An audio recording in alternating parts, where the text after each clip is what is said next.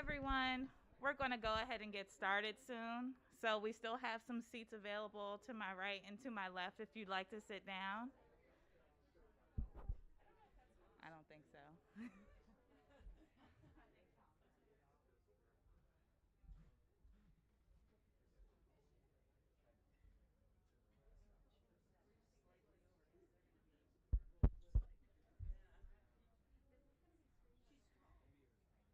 Tom, the mic.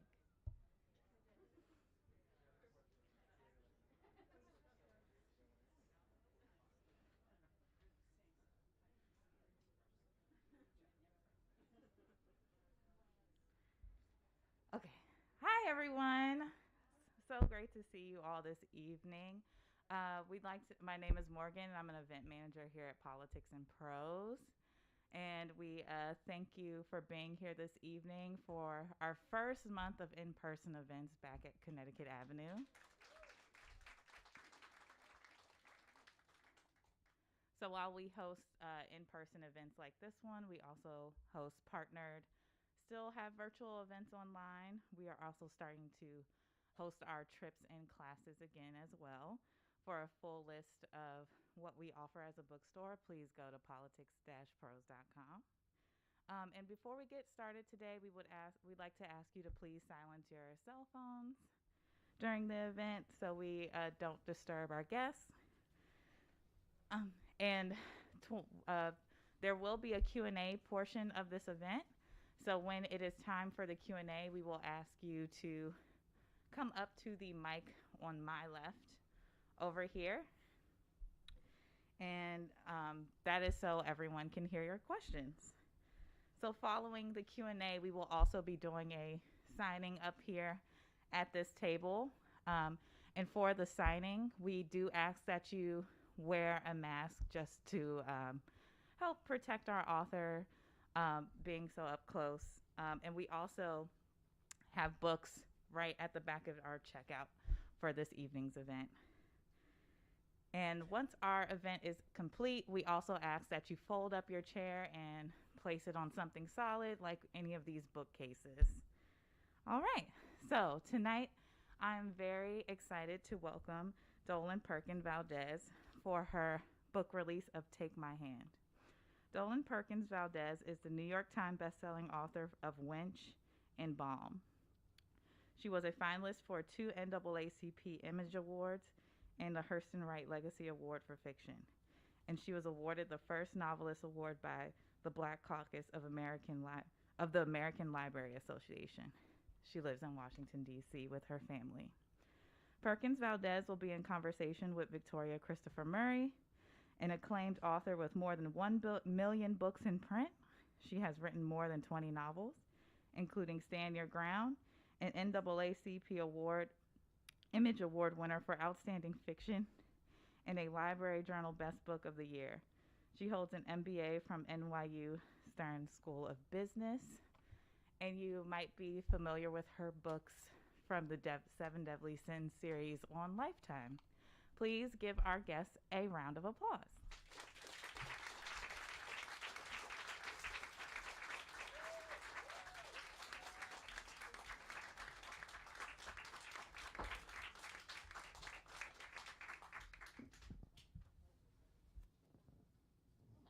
I'm so excited to be here. I am too. I'm so excited to see y'all. Thank you for coming. For coming out. So Dolan.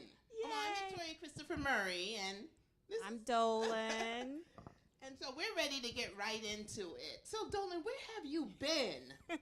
Well, let me just say, I met this woman a little bit over a decade ago, and I walked into a Barnes & Noble. She was holding a book event, and there were so many people there. And she said, "Is that Dolen Perkins-Valdez? You wrote Wench. I loved Wench." That was the best. That was so good. And then we drove up. I'm sorry to have my back to people on this side. We drove up to Pennsylvania, remember? We did. Book signing or something? We did. And I just instantly fell in love with her. She's got the biggest, most beautiful spirit. And I quote you all the time. So I'm just so happy you're here. Thank you for being here with me on my launch day. On launch day. All of you are here on the launch day. That's really special. Really special. It is. So you asked me where had I been? Yeah, so don't change the subject. Where have you been? Because I loved Wench, loved Balm, waiting for you, waiting and waiting and waiting. Where have you been? I'm slow. I'm a slow writer. I've been raising children. My kids are here. And I'm trying to be faster. We talk about this all the time, that I'm trying to have a better, writing pace. But this book took a while. I was also slowed down a little bit by the pandemic, but also just by life. Yeah, life. But you're back in it. You're in Yeah, it. I feel like I'm back. My youngest is older now. I feel like I'm back. Well, that's good. Well, it was named one of the most anticipated books for 2022. So I agree. Can you imagine? So that was pretty good. So, I had the honor of reading this book months ago. It may be almost close to a year ago now. I read it a long time ago. And I love the title, Take My Hand. But then when I got my actual book, and so for those of you who have the book, because there will be no spoilers tonight, but you wrote about where the title came from. And I don't know why, you and I've talked about this, I don't know why that struck me so much emotionally. Like I had to take a moment because then everything came together. Where'd the title, Take My Hand, come from? Well, first of all, I didn't title it. I didn't myself. I did not, because I'm very bad at titling things, and I have recognized that about myself. So whenever I turn a manuscript, I'm always open. And the publicist who we share, Craig Burke at Berkeley Books, while we were brainstorming lots and lots of titles, dozens of titles, suggested Take My Hand.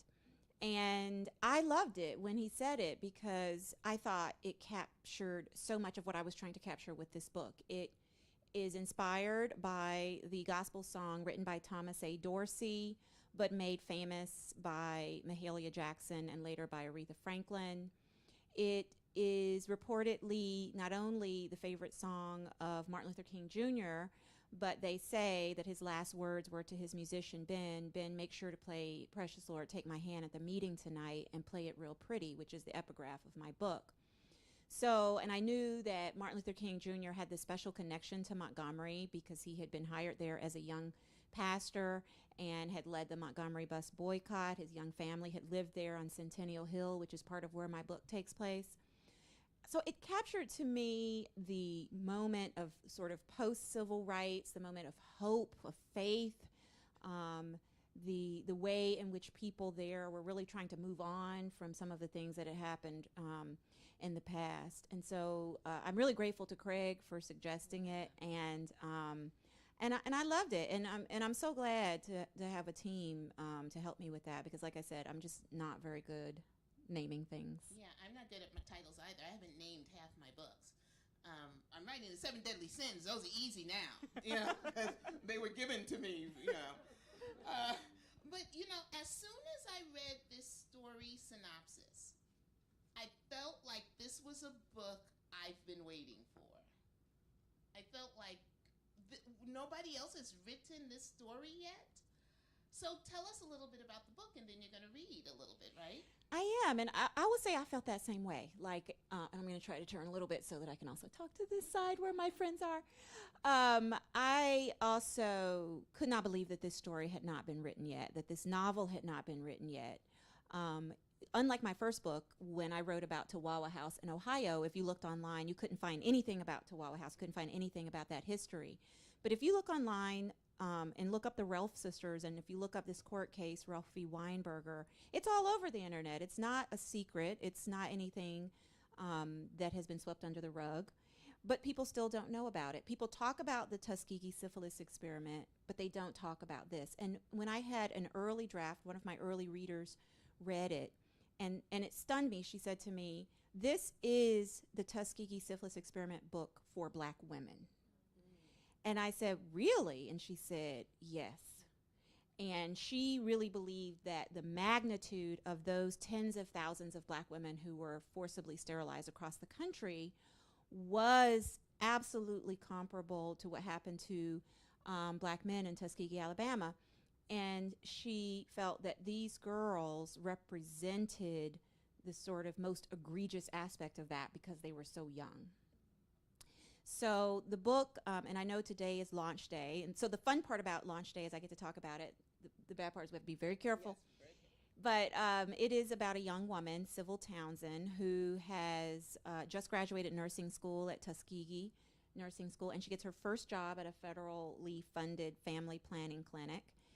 And she's got high hopes. She wants to help her community. She wants to give black women in her community the opportunity to have reproductive freedom. But very soon she learns that the clinic she works for is not exactly what she thought it was. And she's existing at this moment when more and more women have access to birth control. But having said that, it is also being used as a tool of oppression. And so there was actually a debate within the black intellectual community between black feminists, for example, and other parts of the black intelligentsia about whether or not they even wanted those clinics in the neighborhoods, because so many of them were placed in African American neighborhoods. And so you had someone like a Toni Cade Bambara who was absolutely advocating for black women to have access to birth control. And then you had others who were saying, right, but at what expense? Maybe we need to leave this alone, and we can't trust these government people. And so one of the first things that Sybil learns is that Depo-Provera, which is being given to the patients of the clinic, is an experimental drug. There are clinical studies that show that it causes cancer in laboratory animals. It's not FDA approved. We know other drugs are used that are not FDA approved even now, but it's being primarily used in these impoverished black communities.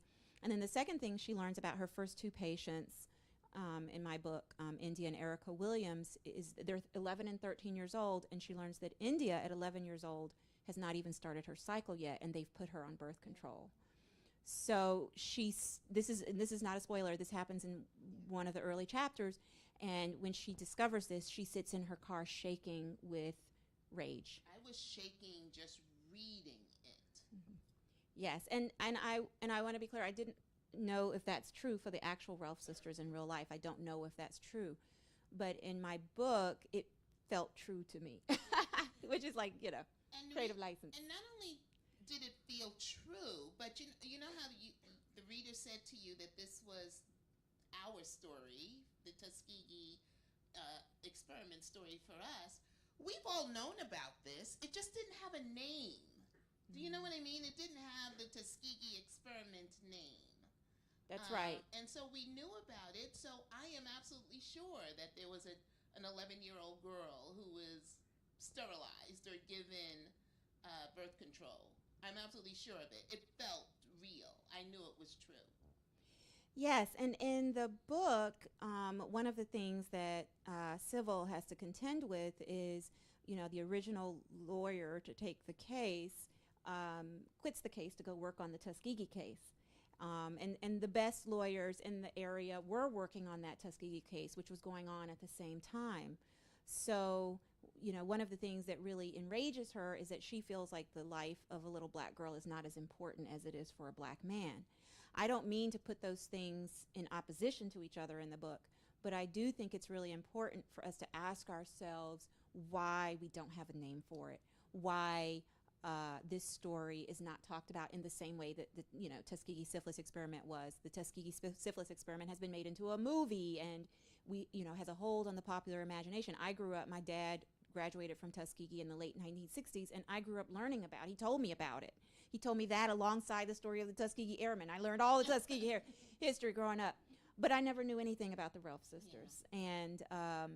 And even when I did know about forced sterilization of black women, I knew about it in the context of North Carolina because we'd heard about that fight in North Carolina for restitution.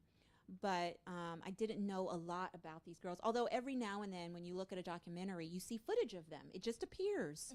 And then it goes away very briefly. And now that I know this story, I see it. I watch something and it'll show sort of a brief interview of them, and then it'll move on. So I'm really baffled, really, Victoria, why people have not done more with this story. I know. It was a story I was waiting for, and then you sent me down a rabbit hole, and that's going to happen to you. Everybody's going to be Googling everything. So you ready to read us a little Okay, bit? I'm ready. I'm just going to read a little bit from the beginning of the book.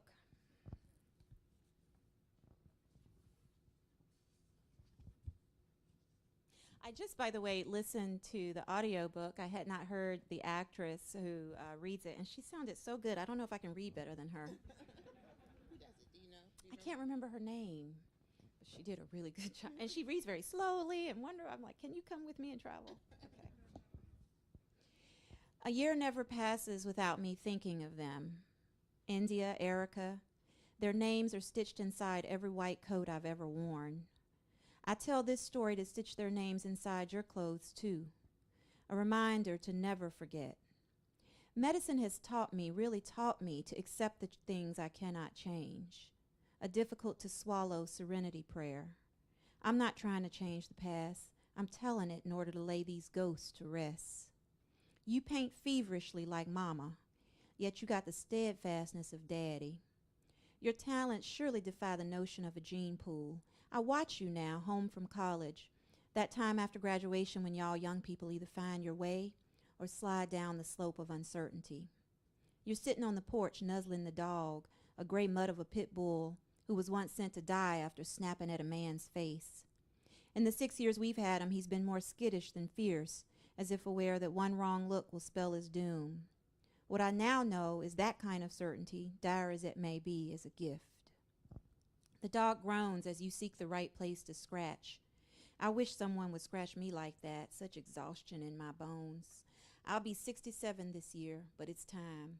I'm ready to work in my yard, feel the damp earth between my fingers, sit with my memories like one of those long-tailed magpies whose wings don't flap like they used to. These days I wake up and want to roll right back over and go back to sleep for another hour. Yes, it is time. 2 weeks ago, I heard the news that India is very sick. I'm not sure what ails her, but I take that as a sign that it's time to head south. I know what it looks like. No, I'm not going to save her. No, I don't harbor some fanciful notion that she'll be the first and last patient of my career. I have prayed about that. Please, Lord, reveal my heart to me.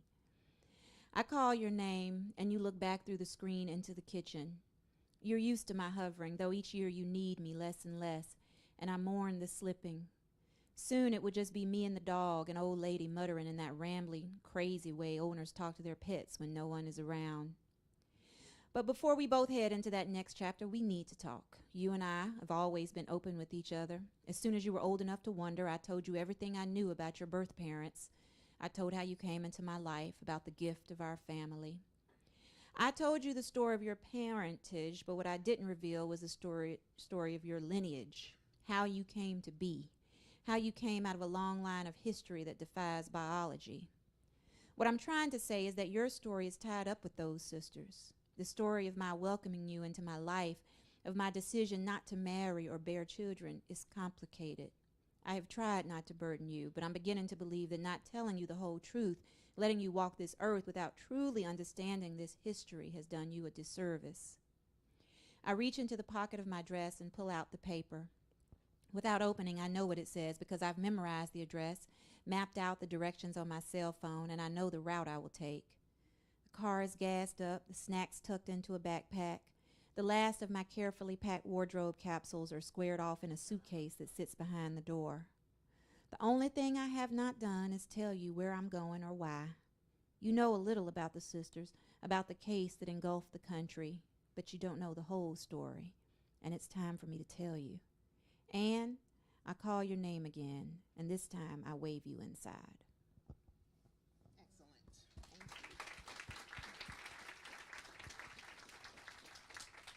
So, one of the things that shocked me about this story was the time period.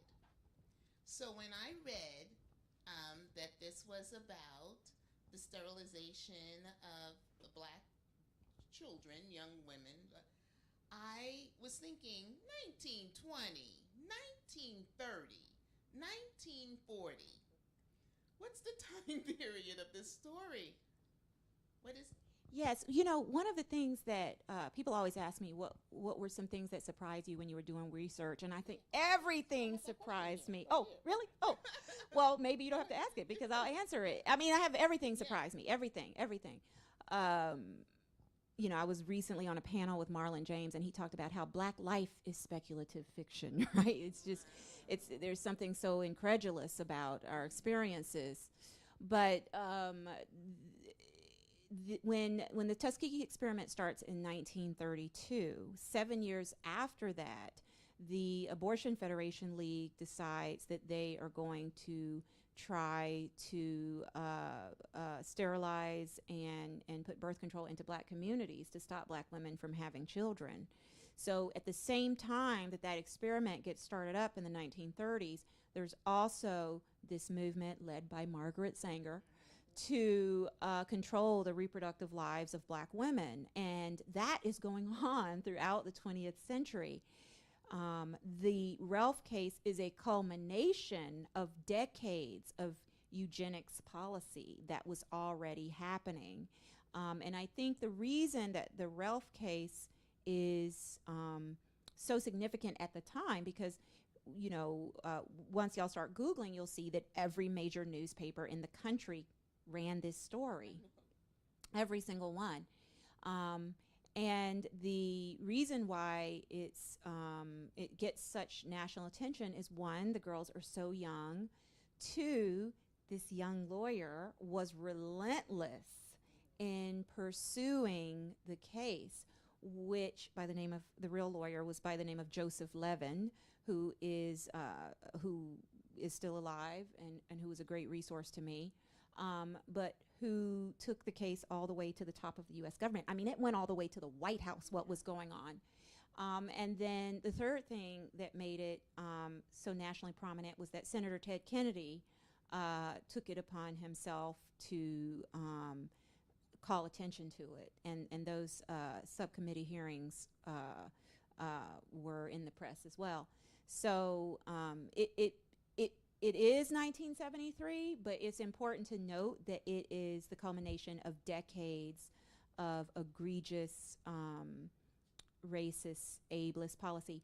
And remember, and this is in the author's notes, there's that U.S. Supreme Court decision in 1927, Buck v. Bell, where the court rules that individuals who, and the court in the opinion uses the word imbecilic, individuals are allowed to be sterilized in institutions.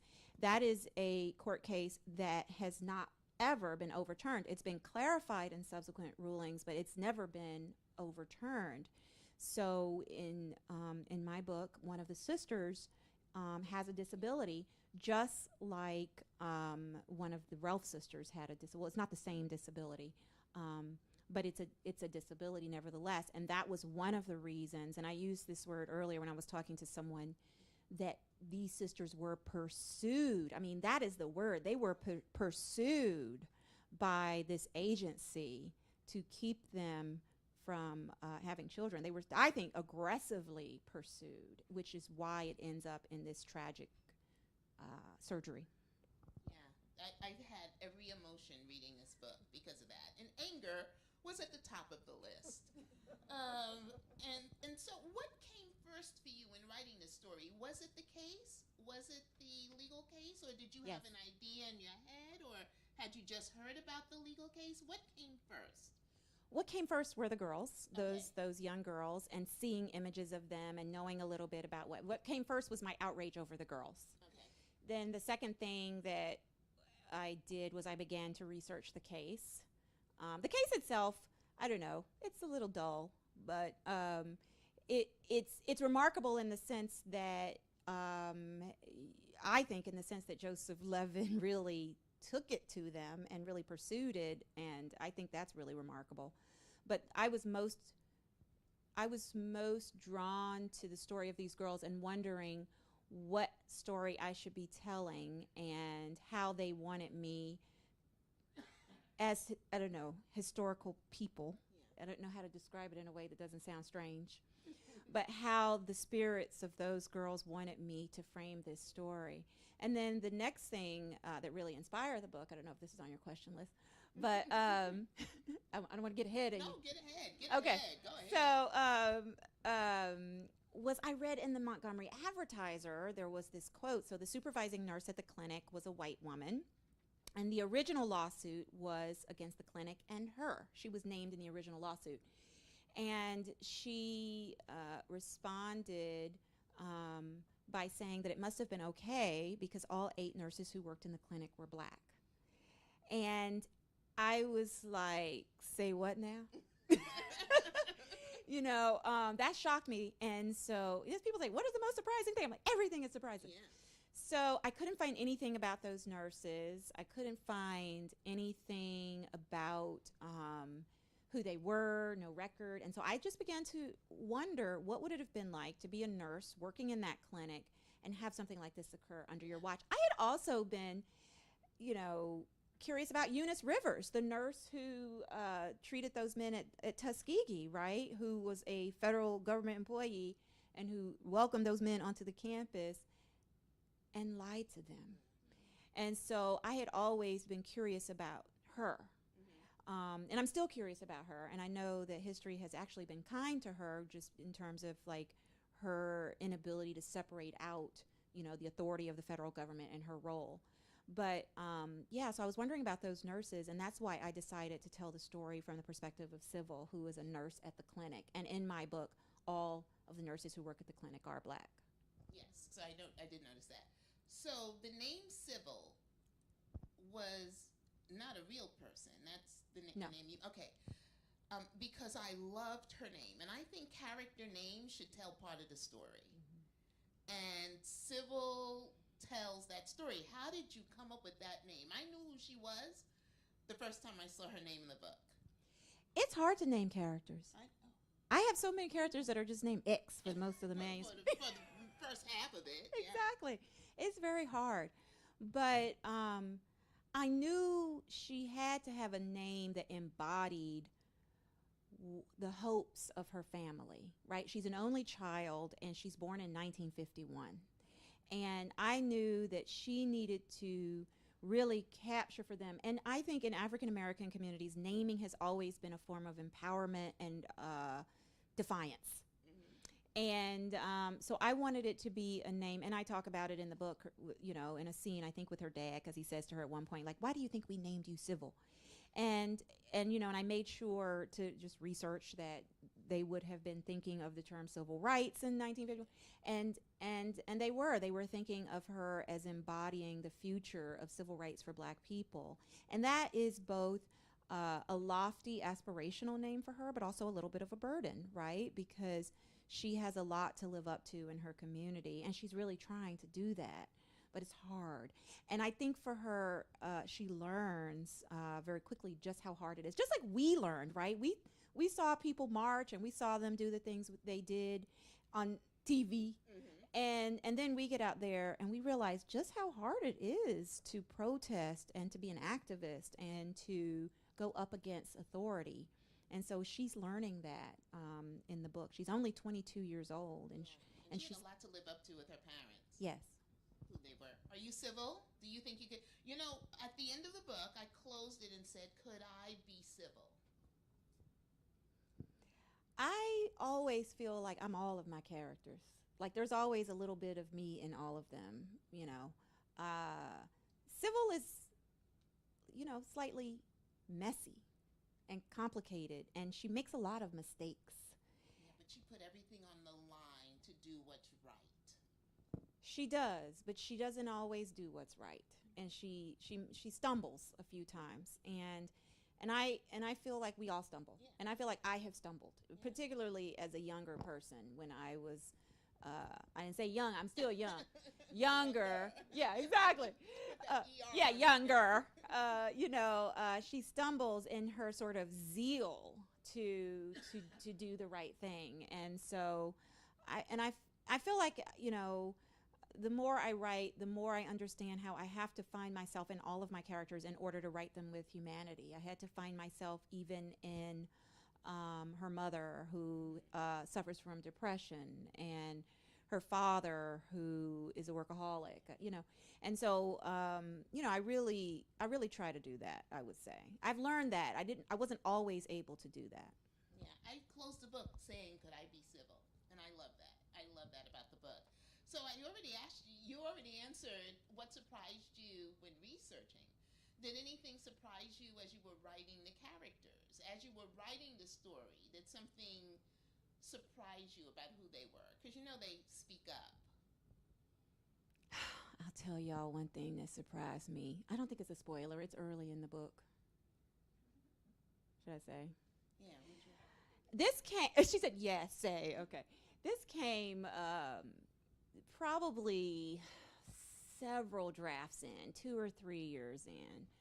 But it came to me, and when it came to me, it frightened me. I'm going to be honest with you. I wasn't sure that I wanted to write about it, but it came to me that Sybil had had an abortion, and that felt both frightening and true at the same time. I knew that that was part of why she is so complicated, and I struggled with it, but I knew that I couldn't take it out. And I thought, I had to ask myself, what are you afraid of?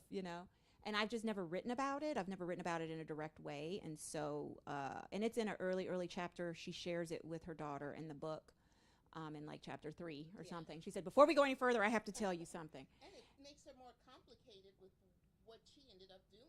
I love that part.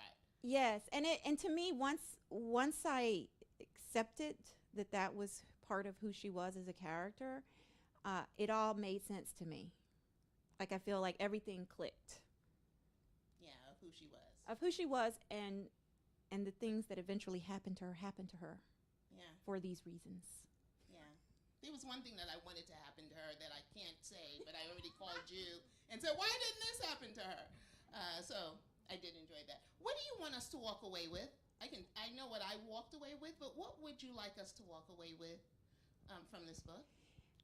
I have long ago I stopped trying to control my readers. I don't even try to control my students because y'all know how y'all are. Y'all don't do anything I say. All y'all want to do is argue with me. So all I say is I hope that people just talk about it.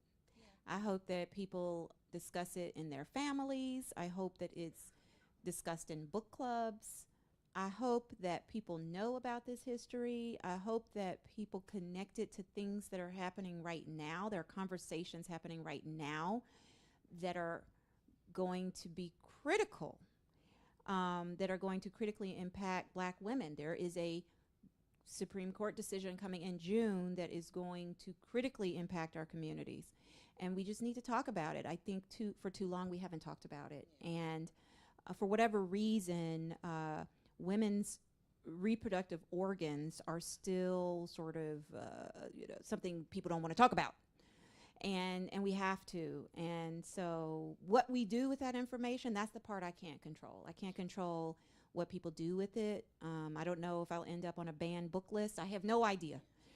But I just hope that people talk about it and that people read the book. Yeah, I think you gave us a great gift of knowledge in Oh, fiction. thank you, Victoria. So I really do like that. Okay, what's next? And don't keep us waiting for, how many years has it been?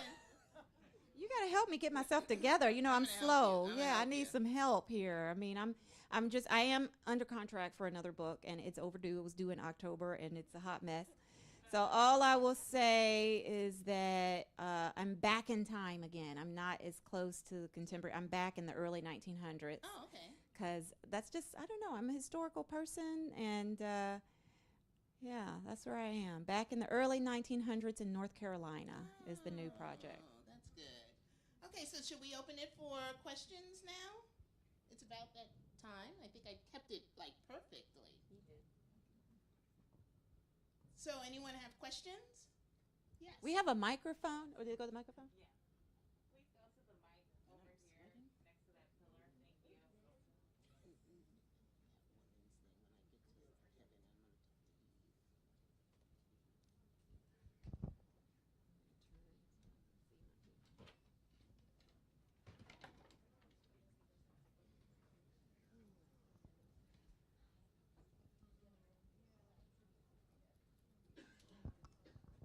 I knew I'd get there eventually. I'm wondering about the task of writing a fiction work about real events, or that's tied to or related to real events. You are given the gift of invention because you can invent encounters and dialogue and events, but you're still tied to the original thing that happened. So as an author, are there rules, or do you just make the rules? That's a really good question. I try to say this book is not based on real events. It's inspired by real events. What's the difference? For me, the difference is that I take lots of liberties in my story that didn't actually happen, that I don't think if I were basing it on the real story, I could do. There are a lot of things that I think if I were basing it on the real stories, I probably would have had to interview the Ralph sisters. I never they're alive and well. And I know how to contact them, but I chose to respect them and not contact them. I think if I were basing it on their lives, I would have had to probably go talk to them. So instead of that, I took liberties. For example, I don't know exactly what the disability was of the younger sister, so I used my own character and what I wanted her to be nonverbal, because I thought that would add to the vulnerability of her. The actual court case was argued right here in Washington, in federal court here in D.C., but I needed my court case to happen in Montgomery in the Middle District Federal Court. And I asked Joe Levin, I said, could you have argued this case in Montgomery? And he said, yes, but I didn't. I said, yeah, but could you have? And he said, yes, but I didn't. So that's what happens when you're talking to a fiction writer, and I also took the liberty of the girls being younger, because I thought that would really, I wanted them to be children. I wanted people to really, because I think black children are often made adult too soon, and it was very important to me that I emphasize that this was their childhood stolen from them. And so I made mine a year younger. Both of them are a year younger. In real life, they had a mother. Their mother was alive and well. In my book, they don't have a mother. I think it would have been really sort of presumptuous of me to erase their mother if it was actually based on their lives, because she was alive and well at the time. So I try to use the case as inspiration, and there are some clear parallels. My lawyer, Lou Feldman, is a young Jewish lawyer, just like Joe Levin. He is from Montgomery, just like Joe Levin. He's 28 years old, just like Joe Levin was at the time. I was scared when Joe he just read the book recently, and I was waiting. Whenever anybody who's, like that, you read it, and I was so scared. I said, he's going to hate Lou because Lou eats a lot of junk food throughout the book. He's just living on potato chips. And my editor said, are you crazy? Why are you thinking that? I was just so nervous. And of course he didn't care, and I actually had to tell Joe, I said, it is fiction. I just want to warn you before you read it. And he said, don't worry, I'm reading the book. Don't worry, Dolan. So, so I feel like Inspired By allowed me to create the story that I wanted to tell. But I do think it was too close to real life for me. I don't know that I ever want to do anything that close again. I prefer my imagination. Thank you. Good luck. Thank you for the question.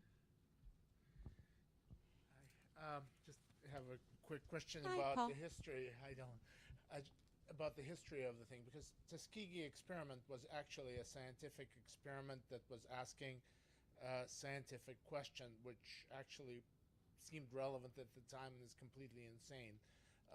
But was there an scientific question here? Well, the Depo-Provera was experimental. I mean, that study on the effect of Depo-Provera in the laboratory had just been published like in 1969, 1970, something like that. And that information was being repressed. That information was not being shared. So early in the novel, Syphilis is trying to research the effects of Depo-Provera and whether or not these girls are being experimented on. We know in the history of birth control, we had, Depo-Provera. We remember the Norplant thing that went in your arm. Those drugs were often used in black communities first. And, you know, when we think about, for example, black American skepticism of the COVID-19 vaccine, in the early days of that vaccine, the things I heard from people in my community were, well, I might eventually get the vaccine, but I'm definitely not going to be first. You know, there was this real sense that we were not going to, we weren't going to be the test. We've been there, done that. We've paid our dues. And I couldn't say I disagreed with that. I believe in science. And, you know, of course, I got my vaccine and, you know, and I wanted all my family members to get theirs. But I couldn't say I disagreed with that sentiment based on the history of this country, that we should not be the first ones to rush for it. And I remember the first publicized nurse was a black woman. Yeah. And there was real conversation about that, you know, like. Yeah, that was a bad PR move. It really was. It was. Everybody said, see, right. See, they're giving it to black people first. Yes, it did not consider the history. So I really feel like we have to know this history so that you can contextualize some of these contemporary conversations. Yeah. But you know, here's the other thing with that Tuskegee experiment. Not only did they leave the men untreated and examine the effects of the disease, we have to remember how terrible the effects of untreated syphilis are. I mean, mental illness, neurological conditions. I mean, it was like a madman's experiment. It wasn't just, you know, a sort of innocent experiment. These men were suffering, and there was penicillin available after 1947, and they weren't being given that for decades. And then after the men died, again, most surprising research, everything, they autopsied the cadavers to look inside the bodies to see what the syphilis had caused. And then the wives got infected with syphilis, some of them. So, you know, I think of it as a madman scientific experience. It's not just science happening. It is absolute sort of racist destruction of black bodies is the way that I look at it. And that is why I feel that what was happening with the thousands of black women who were sterilized is also a kind of destruction of the body. So, I mean, I think that's a really interesting question. I'm still digesting it. In my book, Civil is, the Tuskegee experiment has just come to light in the summer of 1972 by a whistleblower reporter, and she's digesting that. At the same time, she's learning about the girls. It's a lot for her to really just take in. And this is 2022, and I'm still taking it in. I'm still digesting it. So I can't even imagine what it might have been like for her. So, yeah, I think that's a really good question, and I think we have to continue to ask. That's why I say, like, I hope people just talk about this, because I'm hopeful that, like, people will send me notes and say what they think, and then maybe I can get some answers, too. Yeah. I still can't get over the fact that this book is 1973. I mean, that's our lifetime. Well, Your lifetime. No, I'm just playing.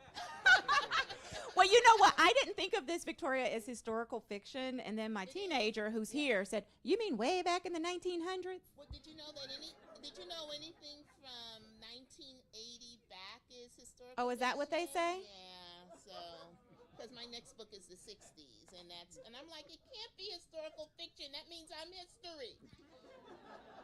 How does that work? So come on, more questions. We love the questions. Oh, hi, Jenny. Hello. I'm so happy to be here. I'm so excited Thank about you. this book. And I was thinking, I love the whole health angle of it. And back when I first started working in healthcare in the city at NIH, this is a true story. We were setting up the Office of Women's Health, which was like 1980. Prior to that, there was none. And at that time, even the experiments at NIH were done on all white male mice. That's a true story. True story. You can check it out. So, yeah. Anyway, today I was listening to something from the governor of Alabama was speaking, and it was like it was just surreal. Like, what's going on now is all over the country with women's rights and redistricting and all that. It just seems so crazy, And Florida and Tennessee, you can marry 13-year-old girls now and all this stuff. How do you, and some of the other writers in here who are so fabulous, how do you keep going. I mean, it just seems like such a dark time, and it is kind of a dark time. And it's so great that you and other writers keep going and don't get discouraged. I mean, it's just when I hear the stuff that's going on today, I really I was looking at another writer, and I was asking, because that's a good question. Well, How do we keep I wake going? up in the morning saying, what would Ida do? As in B. Wells. Yeah, What would Frederick do? yeah, They keep doing what they did the day before. yeah. Yeah, I think, part of what we have to do, like you said, Marita, is we have to keep showing up. Yeah. We keep doing what we do. We keep writing. We keep organizing. We keep discussing this. It matters. We can't take for granted the rights that we have. We have to show up. The hardest thing is to get people to fight for rights they think they already have. So I think it's really important for us to continue to be engaged in every way. And everybody here tonight is engaged. And I think, it's just very important that we stay hopeful and faithful. I'm from the South. And with all of the history of the South, I love the South. I love the people there. I love the soil. I love the food. I love the South. And I'm going to be buried in the South, okay? Like, I'm going home, y'all. Going home one day. And so and I love this country. And so I just think we have to stay hopeful and positive and engaged, because it can get dark, but Marita said, I mean, Ida B. Wells didn't leave, and it was much worse for her, and Frederick Douglass didn't leave, so we have to just stay engaged. It's our country, for better or for worse. And I agree. I was going to say, it doesn't feel dark to me. It feels hopeful, because we get to inform with our words. Even though it's fiction, we get to inform and teach, and I have no doubt my last book will be on the banned list. No doubt. I have no doubt The Personal Librarian will be banned. But I'm still hopeful, because then more people are reading, other people will read it. It'll get to, the message needs to get out. All of our books have messages, and they will get out. And so I'm hopeful. Thank you. Thanks for not giving up.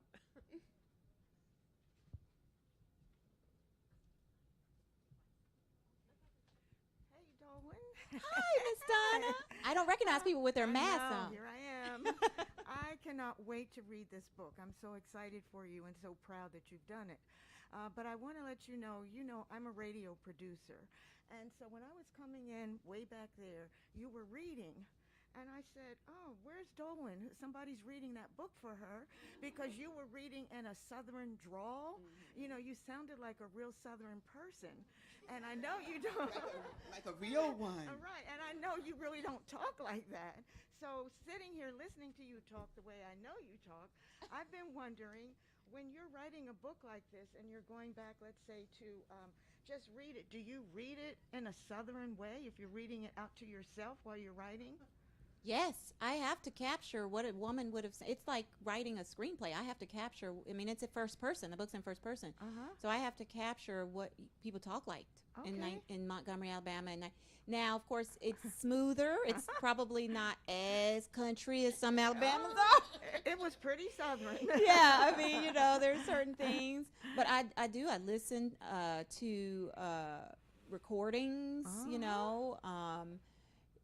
like sometimes instead of saying the field out back, they might say the lot out back. Okay. And so there's little words here and there that I know that people say in certain areas of the country. So I think about my grandparents and how they talk. My mother talks like a Southerner. Of course, like a lot of my generation, I don't have that same accent. Okay. But it's like I'm bi-dialectical. Okay. All right. So I hear it. I Okay. can hear it. But Okay. yeah, I can hear Civil as a woman of a certain age. Right. I can hear how she talks Okay, well, you did a great job. And she Thank spent you. a year as civil. Uh-huh. You know what I mean? Yeah, yeah. You were civil for as long as you were writing that book. That's So true. you become that character. You do for a while. I was telling somebody when you're writing, it's all you have access to that whole world, and then as soon as you deliver it to your editor and your edits are done, you It's lose gone. it. It's Oh, gone. I mean, I wow. can't And it's even. not tell. gone for the reader, and that becomes hard. It is hard. Yeah. And then y'all say like, Readers- what did you talk about on such and such a page? And I don't even know I what don't you're even talking know. about. But Okay. but while I'm working on it, I have access to all of that. I'm going to try to read it Southern style. Thank you. Hi. Hi there. I'm really enjoying this tonight. Thank you. Couple of things.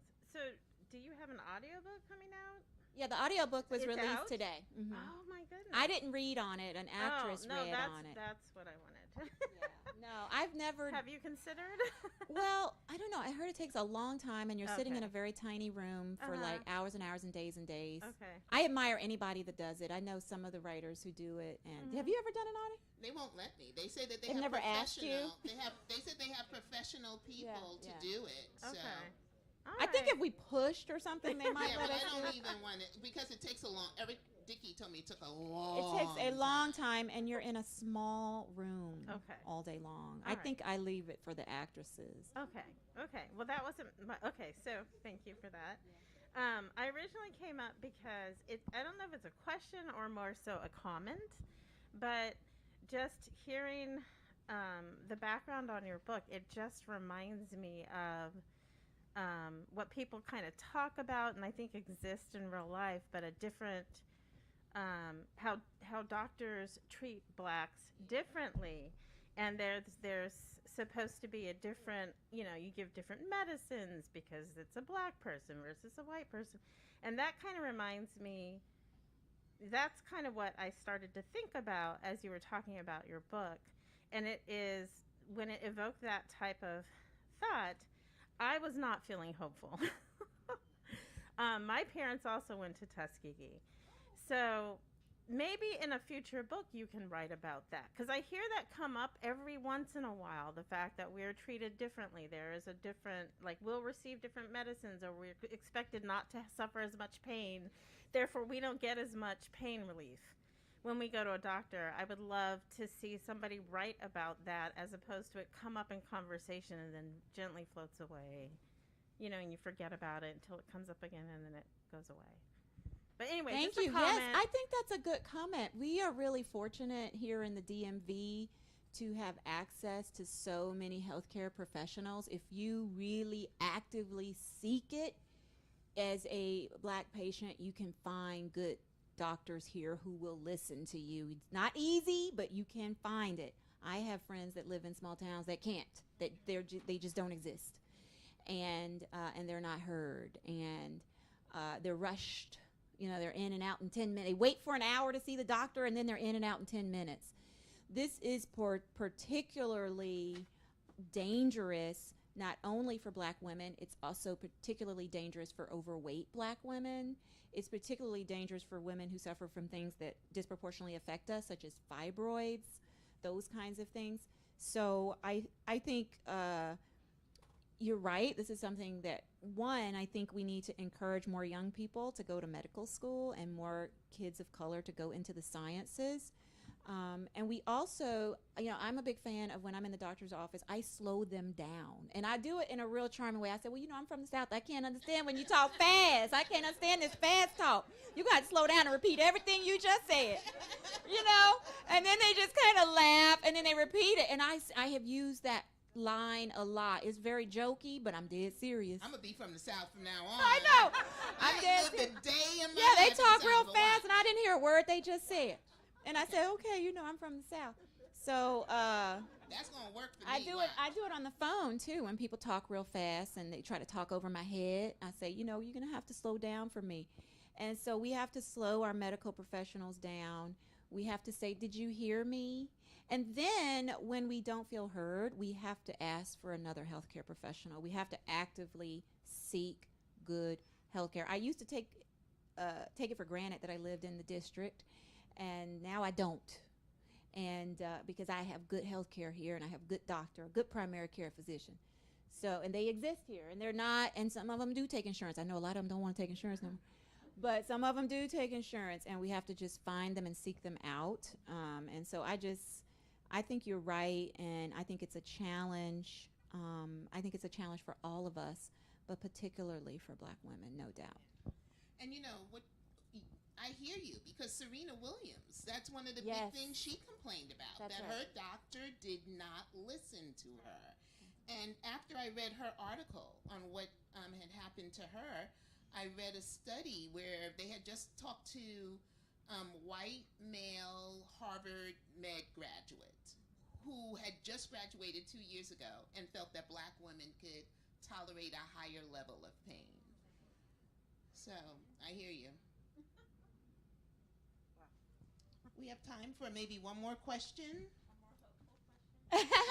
Oh, this is perfect to end on. Okay, Perfect. yay. By the way, Don Lewis just messaged me and said hi. Oh, wow. Yeah, Nice to see you. Don's thanks. one of my best friends from college. Yeah.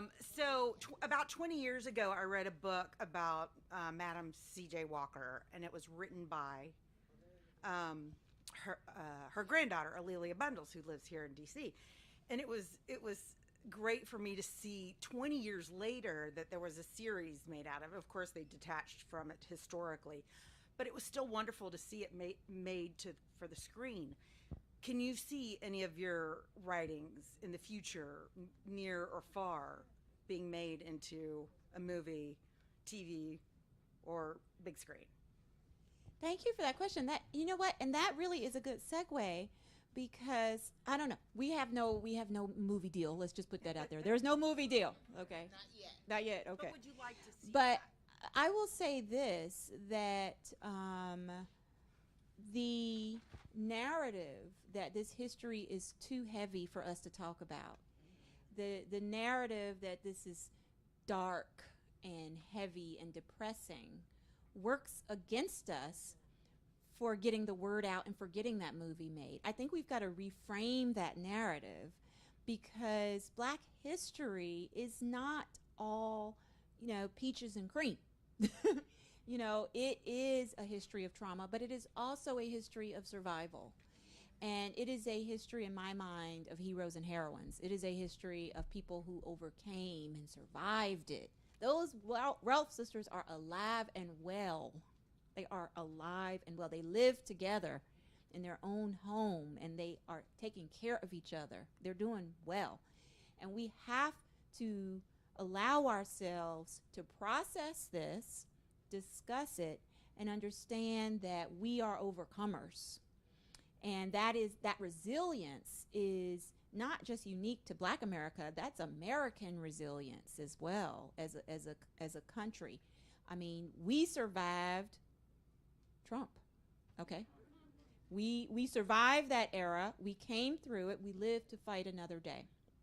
So the point I want to make is that as we go out into the world and we talk about books like this, we don't talk about them as just trauma narratives and as depressing and as dark. We have to be okay with being slightly uncomfortable in order to have these important conversations, because let me tell you, they're still sterilizing women. They most recently sterilized California state inmates in the California state prisons. That's within the last 10 years. There was a whistleblower who was alleging that immigrant women in the detention facilities are being sterilized without their consent. It is, still legal to possibly to sterilize people who are in mental health institutions.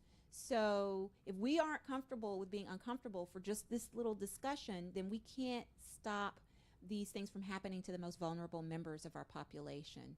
Comfort is a sort of, to me, it is, I don't know, it is that thing that keeps us from being active and from being engaged. And we have to be very, very careful about that. So I know that that is a more complicated answer to your question, but I do think that that's one of the things that Hollywood wants, comfort. And I do think my story is hopeful. It does have a happy ending for those of you who read the book. It does have a happy ending. Like I say, the Ralph sisters are still alive and well in real life.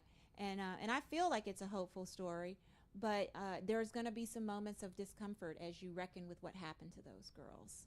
So yeah, but thank you for that question, and I'm glad Don sent you, and he's a great friend. Thank you.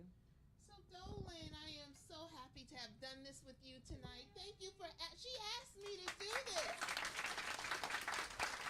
She asked me, so thank you. I'm honored that you came and took time out of your schedule. She's back and forth between LA and DC. I don't know what coast she's on, so I have to catch up with this one. So I'm so happy. I'm so happy. If I can ask you guys to do me a favor and stay where you are, because you asked me to take a video, a picture. Okay, so because she doesn't have. I'm not gonna be in. So, and maybe we'll do one where. So I did this one for you. Do you want people waving now? Oh yeah, sure. Okay, so can you wave to Dolan? Because this is all for Dolan. This is for my social media. Perfect, I got it. So thank you. For Thank coming. you, And if you yes. enjoyed the book, tell a friend